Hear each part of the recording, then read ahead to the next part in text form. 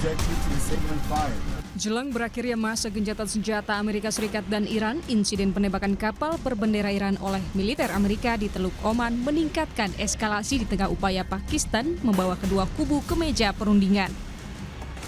Usai penembakan, pasukan marinir Amerika Serikat berangkat melintasi Laut Arab untuk merebut kapal MV Tosca. Setelah kapal perusak rudal USS Prince meluncurkan sistem propulsi kapal komersial itu usai tidak mematuhi peringatan berulang kali dari pasukan Amerika Serikat selama 6 jam.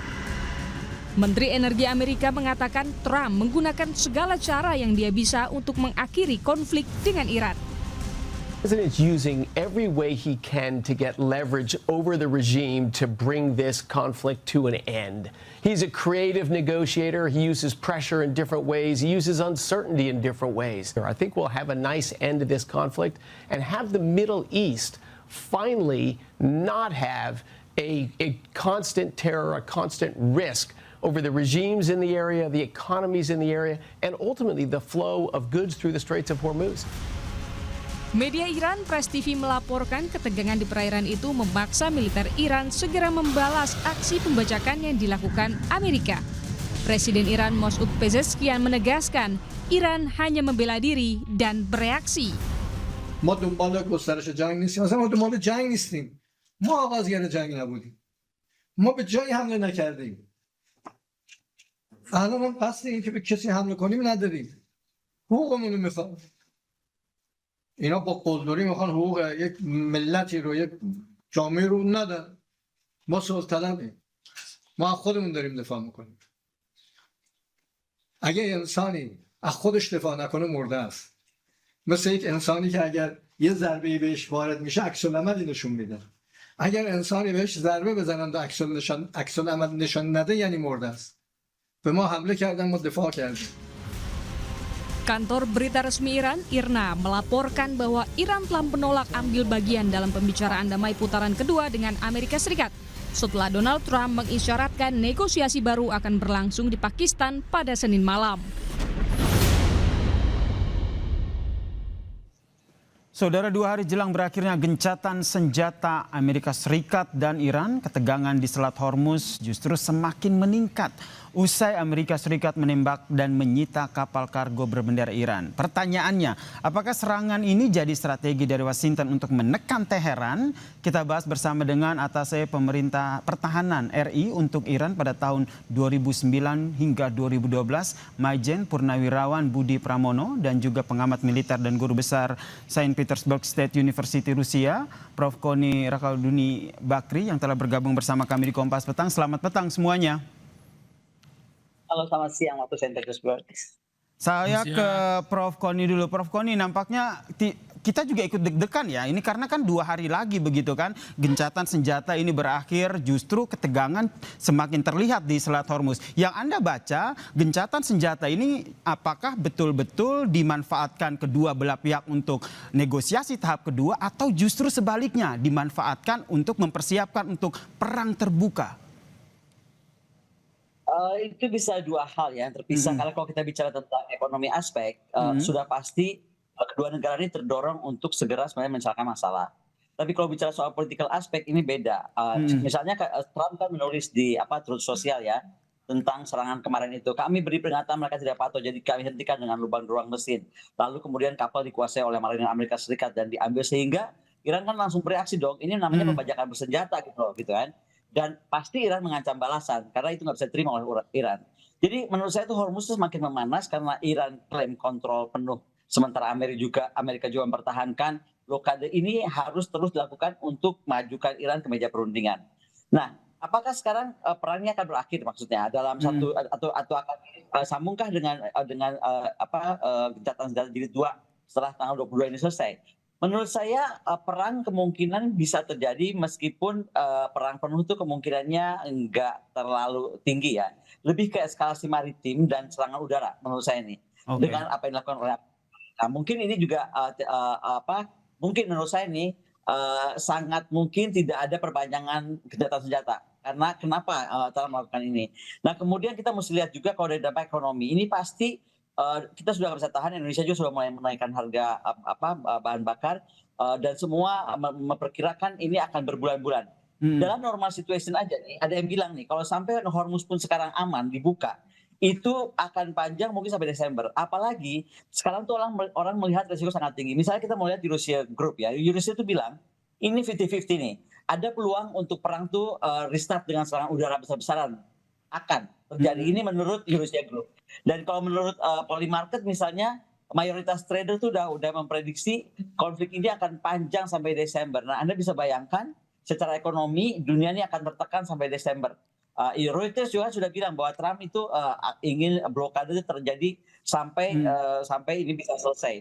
Jadi memang ada ada ancaman saling bom ancaman, kita sebutnya saling bom ancaman di antara mereka berdua gitu, di antara dua yang Jadi ada pertimbangan ekonomi dan politik yang kini juga nampaknya dipikirkan oleh kedua belah pihak begitu. Saya ke Pak Budi gini, sebagai mantan atas pertahanan RI 2009-2012 tentu bisa dikatakan tahu betul bagaimana strategi militer ataupun geopolitik dari Iran. Karena yang terbaru media Iran sendiri melaporkan bahwa Teheran sendiri tidak mau akan ikut dalam perundingan yang akan dilakukan dan justru menyiapkan hal lain. Apa yang Anda baca dari pernyataan Iran ini? Baik Mas, terima kasih. Selamat sore. Selamat sore Prof. Koni juga selamat sore semuanya. Saya melihat inilah waktunya, saatnya menyampaikan apa yang disampaikan oleh Carl von Clausewitz dalam bukunya On War. Anything in war is very simple, but the simplest one is very difficult. Ya begini nih perang. Perang itu sesuatu yang sangat sederhana, tapi yang paling sederhana di dalam perang itu yang paling sulit dan itu yang paling complicated. Jadi kalau saya melihat perjalanannya dia naik turunnya, tarik ulurnya dan lain sebagainya, ini mungkin kita bisa melihat beberapa kriteria Mas. Kriterianya misalnya katakanlah apakah ini tuntutannya jelas. Nah ini yang harus dibedah. Kemudian apakah ini memang kredibel ancamannya. Mungkin Amerika dalam hal ini dia punya itu. Nah, the next question is apakah dia mampu menyediakan exit ramp ya, terhadap Iran? Apa artinya? Kalau misalnya Iran ini mau keluar dari situasi ini yang diinginkan oleh US, apakah Amerika mampu menjaga dignity-nya Iran? Apakah tetap dia keluar dengan terhormat apa tidak? Ini kan nggak bisa dijamin oleh Amerika. Kemudian apakah Amerika bisa menjamin kalau toh memang musuh itu menuruti tekanannya, ya, ngikuti tekanannya, karena sudah patuh, ya, saya balik, dia patuh, ya, musuhnya Amerika ini. Pertanyaannya berikutnya adalah apakah Amerika mau menurunkan tekanan tersebut? Jadi Mas sekali lagi, yaitu tadi akhirnya. Everything in war is very simple, but the simplest one is very difficult. Nah, kalau saya melihat tadi Mas bertanya bahwa apakah Iran ini mempunyai semacam planning, ya tentunya punya lah Mas planningnya. Nggak mungkin nggak planningnya, antara lain bagaimana kan jeda peperangan, jeda pertempuran. Kemudian dua-duanya exhausted. Jangan bilang bahwa ini nggak very exhausting. Jangan ada yang bilang kayak gitu. Karena in term of war itu pasti ada advantages, ada disadvantages. Ada untung dan ada ruginya. Ada yang dimenangkan geopolitically, ada yang tidak. Ada yang dimenangkan economically, ada yang tidak. Ada yang dimenangkan secara militarily, ada yang tidak. That's what you call it war. Jadi kalau misalnya Mas menanyakan bahwa apakah ada rencana-rencana yang disiapkan oleh Iran, tentunya ada. Yang pertama, kalau misalnya ini benar Iran menghindari tadi yang pembicaraan ke depan, ini kan juga leverage. Ini juga suatu dignity. Kenapa? Sebetulnya masyarakat yang ada di dalam Iran ini tidak mengendaki seperti ini. Jadi kalau misalnya Iran ikut lagi, katakanlah itu negosiasi tahap kedua, tahap kedua, ini ya pemerintahan Iran harus tanggung jawab bahwa sampai sejauh mana dia mempertahankan national interest-nya, atau sampai sejauh mana dia terikut bagaimana genderang perangnya Amerika. Ini kan sesuatu yang harus dipertimbangkan bagi Iran. Itu Mas kalau menurut saya. Begitu kompleks ya, karena kalau kita lihat dari Iran maupun Amerika Serikat sama-sama saling tidak percaya begitu. Tapi tadi kalau kita sederhanakan, seperti yang dikatakan oleh Prof. Koni, ada kepentingan ekonomi di situ, ada kepentingan politik di situ. Pertanyaan selanjutnya, dari dua kepentingan ini, apa yang lebih mendominasi sehingga betul-betul kedua negara ini bisa duduk bareng, atau mereka mau tidak mau ada perang terbuka antara keduanya? Jangan dijawab dulu, kita lanjutkan perbincangan kita usai jeda berikut ini. Tetaplah bersama kami di Kompas Petang. Kita masih membahas soal 2 hari jelang berakhirnya gencatan senjata antara Amerika Serikat dan Iran. Justru ketegangan semakin meningkat terjadi di Selat Hormuz. Pertanyaan gantung saya tadi ke Prof. Koni. Prof. Koni, tadi Anda menyampaikan bahwa secara garis besar sebenarnya pertimbangannya ada politik dan juga ekonomi. Menurut Anda, mana yang lebih mendominasi? Kalau saya kaitkan dengan apa yang terjadi di Selat Malaka, kalau nggak bisa enggak, kita harus lihat Indonesia konteks ya. Ada dua yang terjadi, isu Selat Malaka kemarin, kapal perang, dan kemudian blanket overflight yang katanya sedang dibahas. Jadi menurut saya ini sudah jelas Amerika sedang bermain dalam aspek politik. TNI Angkatan Laut telah confirm bahwa USS Miguel Kate kemarin sudah lewat di Selat Malaka 18 April. Dia mau ngapain sih si Miguel Kate ini? Dia tuh mau langsung menyambung pernyataan Pentagon. Pentagon kan bilang, Amerika memperluas operasi global untuk mengejar kapal-kapal Iran atau yang mendukung Iran di luar Timur Tengah, termasuk kawasan Indo-Pasifik dan Selat Malaka. Apa alasannya? Selat Malaka ini menurut mereka menjadi pusat dark fleet tanker. Apa itu dark fleet tanker? Adalah kapal-kapal mengangkut minyak Iran secara tersembunyi. Dan katanya tuh ada sekitar puluhan kapal shadow fleet. Nah, intinya Miguel Kate ini bukan kebetulan. Dia ini bagian dari strategi global interdiction-nya Amerika Serikat untuk menekan Iran dimanapun. Nah, itu kenapa kalau kita kaitkan kepada rencana atau proposal yang menurut saya agak aneh, masa proposal sejak Februari belum selesai tentang blanket overflight, itu sangat bahaya karena Indonesia akan pasti terseret ke konflik ini gitu, karena kita yang punya Selat Malaka. Nah, sekali lagi pemerintah Amerika mengusulkan blanket overflight clearance itu harus betul-betul diperhatikan oleh DPR, karena saya apresiasi sangat kepada Kemlu yang sudah menyatakan bahwa dia tidak akan memberikan akses. Tapi kembali, Indonesia kan selalu penuh kejutan, tiba-tiba BOP juga tanda tangan. Nah, ini jangan sampai, sebab kita tuh harus tetap pegang dan harus konsisten melarang penerbangan apapun di atas udara kita yang terkait blanket flight, terkait kebutuhan operasi militer dan logistik ya. Saya nggak cuma bilang operasi militer, tapi operasi dukungan perang dan logistik Amerika Serikat. Karena kalau di Indonesia menyetujui, Indonesia dan nasibnya akan seperti Dubai, akan dianggap memihak dalam konflik tersebut, dan we like it or not, kita akan terseret ke dalam konflik seperti Dubai dan kawan-kawan gitu. Dan ini nggak boleh terjadi. Itu kenapa betul-betul kita harus kawal ketat nih dua hal itu. Tentang Malaka, kenapa jangan sampai Miguel Kate ini diikuti oleh USS Miguel Kate diikuti oleh yang lain. Dan sekali lagi right of transit passage, dia kan excuse-nya itu right of transit passage. Oke, kalau right of transit passage karena kita UNCLOS dan ALKI kita. Tapi kalau mengejar kapal-kapal Iran atau apapun yang mendukung Iran sampai ke sana, Indonesia harus bersikap tegas dan kita nggak boleh sama sekali membuka peluang kita masuk ke dalam konflik ini. Oke, ini yang benar-benar harus diperhatikan oleh pemerintah Indonesia dalam mengambil sikap terkait dengan perang yang terjadi ya. Kalau dari Pak Budi sendiri melihatnya seperti apa? Kalau kita melihat ketegangan yang terjadi di Selat Hormuz begitu, harapan kita bersama kan keduanya bisa negosiasi lagi. Tapi nampaknya ini alot. Menurut Anda, apakah ini karena syarat yang disampaikan oleh AS ini terlalu sulit atau menjadi ganjalan terbesar yang dianggap tidak masuk akal? Ya Mas, jadi begini Mas, tadi Mas menanyakan yang pertamanya sampai sejauh mana involvement dari Russia sama China. Ya, saya berangkat dari sana dulu. Mas, perlu kita sadari bahwa the existence of China ya dengan situasi perang seperti ini sangat diuntungkan. Semakin prolong the war, semakin Amerika exhausted dalam hal ini, kemudian masuk dalam wilayah perang darat yang ada di Iran, ini Cina sebetulnya happy. Kenapa? Karena kita harus ingat bahwa China sama Amerika ini dia focusing in South China Sea.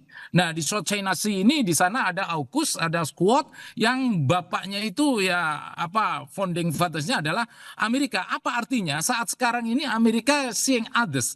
Dia sekarang sedang fokus ke arah Middle East. Apa artinya? Sehingga di sini yang namanya Taiwan yang saat sekarang ini banyak fully di backup sama Amerika. Dengan Amerika bergeser ke Timur Tengah, ini memberikan kelonggaran kepada Cina, dan economically Cina akan semakin meningkatkan BRI-nya yang dia influence langsung di daerah Timur Tengah. Bagaimana dengan Rusia? Rusia tentunya di sini juga sangat diuntungkan. Kenapa demikian? Amerika yang selama ini sedikit banyak membantu Ukraine dalam hal ini dengan dia focusing on Middle East, sehingga Rusia di sini bisa merasa agak longgar bagaimana Ukraine and Russian warfare. Nah, di samping itu ya, sekali lagi saya selalu sampaikan bahwa baik Cina maupun Rusia, katakanlah Iran itu masuk dalam SCO, Shanghai Cooperation ya, masuk dalam organisasi yang dibentuk oleh China. Tapi tidak ada Mas jaminan Cina untuk military backup. Bagaimana dengan Russian to Iran? Russian Iran every time I speak up bahwa belum ada mutual binding defense agreement. Tidak ada agreement yang benar-benar sebagai blueprintnya antara Iran sama Rusia. Artinya apa? Artinya tidak ada physically backup. Namun demikian kalau below the surface, baik itu intelijen, baik itu masalah cyber, baik itu masalah high-tech, ranjau laut dan lain sebagainya, segala alpal dan alutsista, bagaimana selama ini Iran bisa bertahan, saya pikir itu sudah public secret. Pertanyaan Mas yang kedua tadi apa? Maaf. Berarti dengan kata lain, kalau seandainya perang terbuka ini akan terjadi karena negosiasi ini mandek, menurut Anda Rusia dan Cina sendiri mereka tidak akan mengambil sikap secara terbuka untuk membela ataupun ikut terlibat dalam perang ini ya? Exactly Mas, exactly. Jadi both of the countries, kedua-duanya itu menghindari physical conventional warfare. Ya, prolonged warfare baginya mereka adalah sangat menguntungkan. Itu menurut saya, Mas. Baik, kalau dari Prof. Koni sendiri melihatnya seperti apa kalau kita melihat ini kan sudah 40 hari Iran ternyata bisa dikatakan bisa mampu meladeni Amerika Serikat. Jika perang kembali pecah, seberapa siap antara Iran maupun AS dalam segi kekuatan militer, terutama juga kita juga tidak memungkiri ada dana yang juga harus dipersiapkan begitu besar dalam perang ini. Ini ya, Rusia buat Iran kita mesti lihat dia tuh sudah all out, karena bagaimana sih negara sedang normal-normal berjalan tiba-tiba yang di-attack semua pemimpinnya dan lain-lain. Jadi kalau buat Iran ini sudah hidup mati. Kita lihatlah bagaimana kampanyenya Iran seperti itu kan. Nah, dan perhatikan juga Presiden Putin itu sudah bilang ya, sebenarnya Presiden Putin sudah menyatakan Hormuz itu telah menjadi senjata nuklir Iran. Jadi buat saya Iran tuh nggak akan pernah mundur dari Hormuz kalau memang itu dianggap senjata nuklirnya ya. Even Lavrov kan sudah bilang nggak ada solusi militer untuk krisis ini karena Rusia itu sekali lagi akan siap membantu penyelesaian tapi menghindari konfrontasi bersenjata. Seperti disampaikan tadi oleh Pak Budi juga, Cina juga mungkin akan menghindar karena dia harus lebih konsentrasi ke urusan dalam negerinya. Tetapi semuanya merasa bahwa sekarang ini memang tidak bisa mundur begitu atau threat begitu aja loh. Nah, kalau ditanya sekarang dukungan Rusia seperti apa? Dukungan Rusia pastinya tidak akan pernah menurut saya tidak akan kirim pasukan atau terlibat operasi tempur, tetapi pasti lebih ke proksi dan diplomatik. Bagaimanapun Rusia tuh, kalau saya boleh sampaikan nih, tapi ini pribadi ya di luar kampus saya, dia sakit hati lah. Dia bagaimana Ukraine digunakan sebagai proksi. Nah sekarang buat Rusia ini menjadi menarik kan untuk menghajar Amerika lewat perang ini gitu. Jadi dia nggak akan langsung tempur, tapi dia sekarang merasa oke lah, ini saya bisa gunakan sebagai proksi saya. Nah kalau sampai yang terjadi pun maritim war pecah, kemungkinan besar tuh Rusia pun hanya akan meningkatkan retorika dan yang pasti dokumen tadi yang dipertanyakan, misalnya senjata intelijen dan lain-lain, mungkin drones dan lain-lain. Itu yang akan dilakukan Rusia menurut saya. Dan ini kan sebenarnya masih punya waktu 2 hari begitu. Nah 2 hari ini sebenarnya lebih dimanfaatkan ke apa yang dilakukan oleh kedua belah pihak? Rembuk negosiasi atau justru sama-sama menyiapkan amunisi militernya untuk perang terbuka masing-masing? Saya ke Prof. Koni dulu, singkat. Singkatnya udah berat lah karena apa yang dilakukan oleh marinir Amerika Serikat melumpuhkan US Prince, kemudian masuk kapal, kemudian menyita kapal, itu buat Iran itu parah tuh, dan dia nggak mungkin mau terus ke meja perundingan kalau begini caranya. Itu kan serangan bersenjata namanya. Baik, kalau dari Pak Budi sendiri melihatnya bagaimana? Ya Mas, kalau menurut saya ini semua sekali lagi dia persiapan untuk the next level. Apapun yang dilakukan Iran dengan katakanlah dia besok tidak mau mendatangi, ini adalah posisi tawar dia yang sebenarnya yang namanya diplomasi, yang namanya bargaining itu tidak bisa diikuti dengan ancaman. Bagi Iran, yang namanya diplomasi by pressure seperti ini tidak masuk akal, dan inilah makanya tuntutan dalam negerinya Iran selalu bilang tidak usah dilanjutkan untuk diplomasi sama Amerika, karena ini adalah salah satu tarik ulur dan strateginya Amerika sedemikian rupa tetap Iran, Amerika tetap uphold national interestnya dia. Hal-hal yang unbargaining position dia akan tetap tidak bergeser sedikit pun.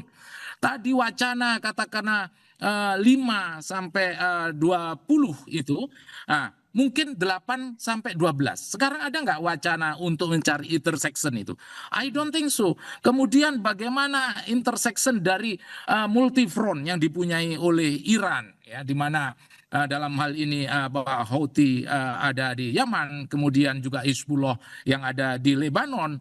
Ini kan national interest sekaligus merupakan the unique of Iran. Adakah sekarang kata-kata dari Amerika yang mengendorkan sedikit tekanan-tekanan tersebut? Sama dengan tekanan-tekanan yang ada maritim koersif militer maritim yang dilakukan oleh Amerika. Apakah dia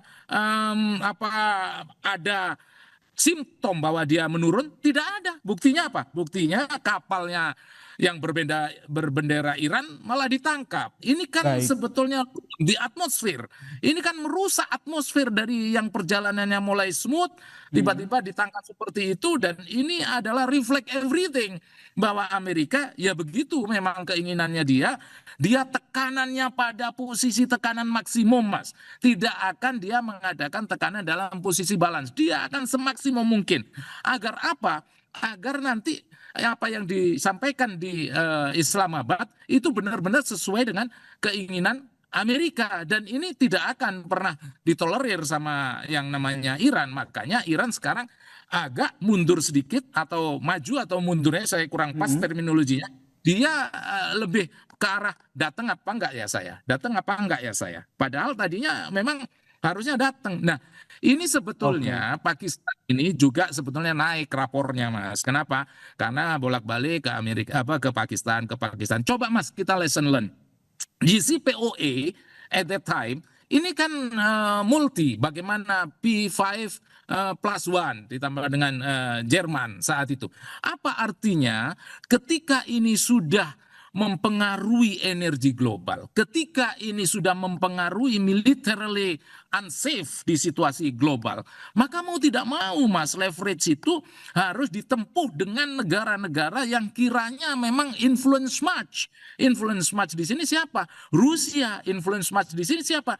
Cina. Tapi big question, Cina sama Rusia tidak akan mau directly involved.